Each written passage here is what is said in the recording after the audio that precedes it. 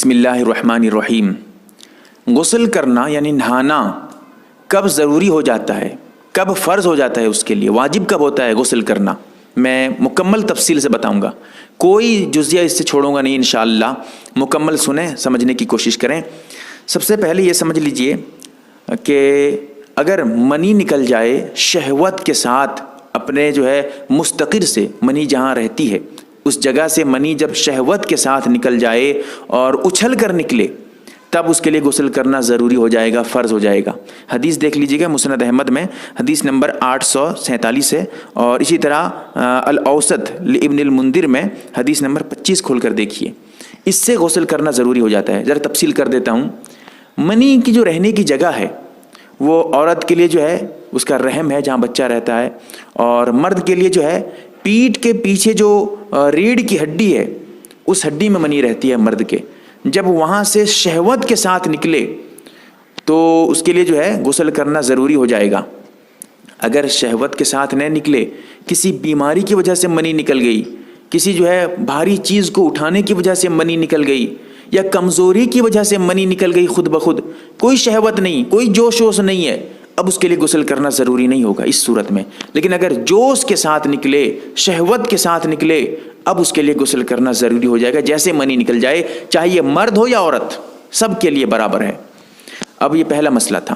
دوسرا مسئلہ یہ ہے التقاء ختنین، جیسا کہ مسلم شریف میں حدیث نمبر 809 پہ موجود ہے۔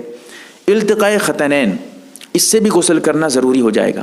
یعنی التقاء ختنین کی تشریح کر رہا ہوں آپ کو بتاتے ہوئے، یہ چاہے انزال ہو یا نہ ہو، یہ جماع کی ایک صورت ہے، بیوی سے ملنے کی، ہم بستری کرنے کی، یہ ایک صورت ہے۔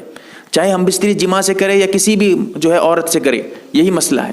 چاہے وہ منی نکلے یا نہ نکلے، جب التقاء ختنین ہو جائے اس سے غسل کرنا ضروری۔ التقاء ختنین یعنی دونوں ختنوں کی جگہ کا مل جانا۔ اب کیا ہے وہ سمجھیے۔ اس کو الفاظ دیگر یہ بتایا جاتا ہے، مرد کے شرمگاہ میں جو سپاری ہے، جب وہ عورت کی شرمگاہ میں چھپ جائے، اب سمجھو کہ اس کی ختنے کی جگہ جہاں ختنے سے کاٹا جاتا ہے، ختنے کے وقت جس چمڑی کو نکالا جاتا ہے، وہ چمڑی جب عورت کے ختنے کی جگہ کی چمڑی کو چھو جائے، اب غسل کرنا ضروری ہو جاتا ہے۔ عورت کو بھی ختنہ کیا جاتا ہے، پہلے دور میں تھا، اب اتنی برداشت کی طاقت عورتوں کے اندر نہ رہی، اسی لیے اب ان کے لیے یہ مستحب اور مسنون نہیں ہے۔ تو بہرکیف ایک الگ مسئلہ ہے۔ تو ختنوں کی جگہ کا جب مل جائے، یعنی مرد کی سپاری جب شرمگاہ میں، عورت کے شرمگاہ میں چھپ جائے، تب غسل کرنا ضروری ہو جائے گا، فرض ہو جائے گا۔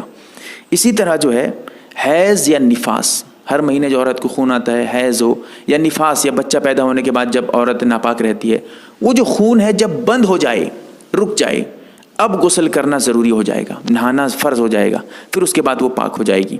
اور یہ آپ کا حیض نفاس سے بند ہونے کی دلیل جیسا کہ سورہ بقرہ میں دیکھ لیجئے گا، آیت نمبر 222 پر موجود ہے۔ مستدرک حاکم میں حدیث نمبر 626 کھول کر دیکھیے گا، حدیث وہاں پر موجود ہے۔ اس سے نہانا، غسل کرنا ضروری ہو جاتا ہے۔ اسی طرح مشت زنی سے، اس سے بھی غسل کرنا ضروری ہو جائے گا۔ مشت زنی سے اگر منی نکل جائے، اگر منی خارج نہ ہو، مشت زنی کرنا حرام ہے، گناہ کبیرہ ہے، حرام ہے، جائز نہیں ہے۔ لیکن اگر کوئی مشت زنی کرتا ہے، یعنی جلق کرتا ہے، ہاتھ سے شرمگاہ کو رگڑتا ہے اور منی نکال دیتا ہے، تو اس سے بھی غسل کرنا ضروری ہو جائے گا جب منی نکل جائے۔ اگر منی نہیں نکلے تو پھر غسل کرنا واجب اور ضروری نہیں ہوگا۔ اسی طرح احتلام ہو جائے، چاہے مرد کو یا عورت کو ہو، احتلام اگر ہو جائے، سویا ہوا تھا خواب میں، کسی وجہ سے غلط خواب کی وجہ سے یا کسی اور وجہ سے، صحبت کی وجہ سے خواب میں منی نکل جائے، منی نکل جاتی ہے، چاہے وہ مرد ہو یا عورت ہو، دونوں پہ اگر منی نکل جائے تو غسل کرنا ضروری ہوگا۔ یعنی احتلام کی وجہ سے بھی غسل کرنا فرض ہو جاتا ہے، واجب ہو جاتا ہے۔ اسی طرح لواطت کی وجہ سے، لواطت یہ فعل حرام ہے، جائز نہیں ہے، گناہ کبیرہ ہے، حرام ہے۔